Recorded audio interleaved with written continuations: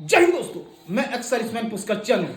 सुबह की शुरुआत होती है हमारे गर्मा गर्म नाश्ते से। जिया करा रही हैं संस्कृति को नाश्ता और रैना परोस रही हैं सबके लिए ब्रेकफास्ट, सब्जी, छाछ, मूली के पराठे और चटनी। उसके बाद हम हो जाते हैं पुलिस वाली दीदी गीता दीदी के घर जाने के लिए तैयार, खटीमा, जहां जाएंगे हम स्कूटी में बैठ के संस्कृति, सभ्यता, पुष्कर और रीना। खटीमा जाते समय हमने देखा कुछ औरतें साड़ी, लहंगा, चोली पहन के खड़ी हैं और किसी का स्वागत कर रही हैं। ये क्यों खड़ी हैं, कैसे खड़ी हैं? कोई खटीमा वाला हो तो हमें बताएं कि ये कौन सा प्रोग्राम है आज खटीमा में।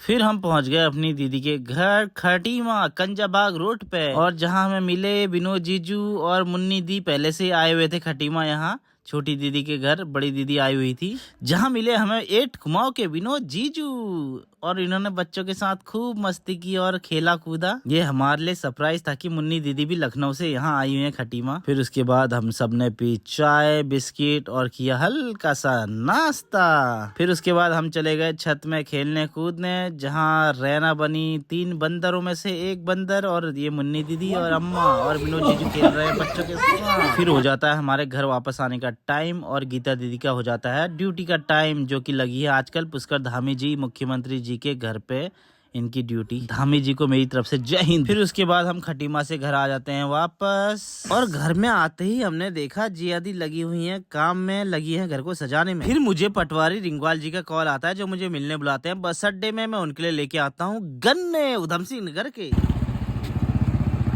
और फिर मैं लगाता हूँ फेस में फेस पैक, जो बनाया है जिया दी ने मेरे लिए। उसके बाद हम चल देते हैं टिक्की बतासे खाना, जहाँ मिलती है हमें यूट्यूबर शोभा जी। हम जाते हैं बनबसा के फेमस टिक्की और चाट बतासे वाले के पास, जहाँ बड़े बड़े आते हैं यूट्यूबर। के बाद संस्कृति, सभ्यता और रैना ने खाई पपड़ी गोलगप्पे वाली। गोलगप्पे खाने के बाद रैना की भूख नहीं मिटी और उसने खाई हल्की सी टिक्की। शाम को आने वाले हैं मुन्नी दी और गीता दी, और रैना गूंद रही है एक हाथ से आटा। और मेरे भांजे लोग पहुंच गए हैं घर, गीता दी पहुंच गए हैं घर, और बच्चों की हो रही है मस्ती।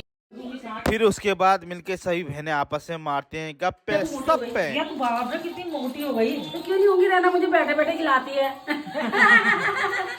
और गीता भी बहुत पतली हो रखी है। गीता का चेहरा इतना पतला कैसे हो गया? मुन्नी तो पहले से स्लिम डिलीम है। इसका मतलब यह है कि ये लोग मुझे बहुत अच्छे से